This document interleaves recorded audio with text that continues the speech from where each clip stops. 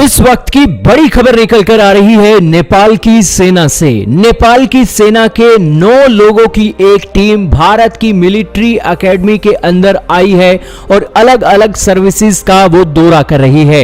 नेपाल के गोरखा बहुत समय तक भारत की सेना में आते थे और भारत की सेना के अंदर वो ट्रेनिंग लेते थे और जब वो रिटायर हो जाते थे तब वो प्राइवेट कंपनियों के अंदर काम करके एक अच्छा रोजगार हासिल करते थे। नेपाल के लोगों ने भारतीय सेना को चुना था क्योंकि उनका जो एक भविष्य था वो सुधर जाता था। नेपाल की आर्मी के अंदर पहले के समय में इतनी अच्छी ट्रेनिंग भी नहीं होती थी और नेपाल की आर्मी जो कि नेपाल के अंदर ही रहती थी उसको देखकर कोई ज्यादा उनका रोजगार को लेकर भविष्य के अंदर संभावनाएं नहीं बनी हुई थी। लेकिन नेपाल के युवाओं ने जैसे ही भारत का रुख किया, ब्रिटेन का रुख किया, वैसे ही उनकी किस्मत चमकना शुरू हो गई।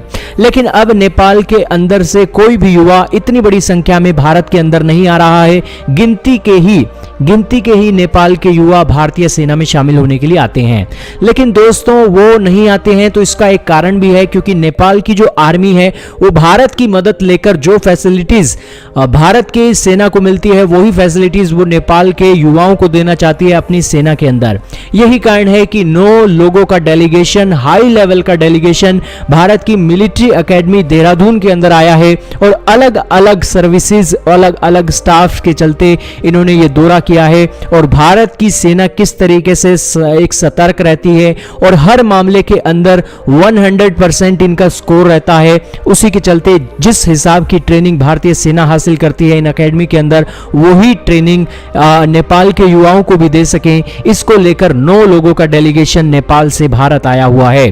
भारतीय सेना ने भी इनका वार्म वेलकम किया है और बिल्कुल इनके वेलकम को लेकर साथ में ही अपनी एकेडमी के अंदर जितनी भी सेवाएं हैं वो सभी सेवाओं को भी इनके सामने रखा है और इन्हें अवगत कराया है।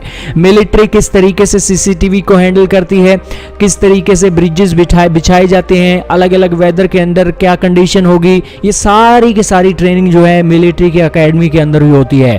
और इस एकेडमी के अंदर नेपाल के आर्मी के 9 लोगों का डेलीगेशन आना एक बहुत बड़ी बात है। हालांकि गोरखाओं की जो पहचान है वो भी बनी हुई है नेपाल और भारत के बीच में। यही कारण है कि जो 14 गोरखा ट्रेनिंग सेंटर है सुबांतु के अंदर, वहां पर भी नेपाल के 9 लोगों के डेलीगेशन ने विजिट किया है और वहां के गोरखाओं से भी बैठकर उन्होंने बातचीत की है।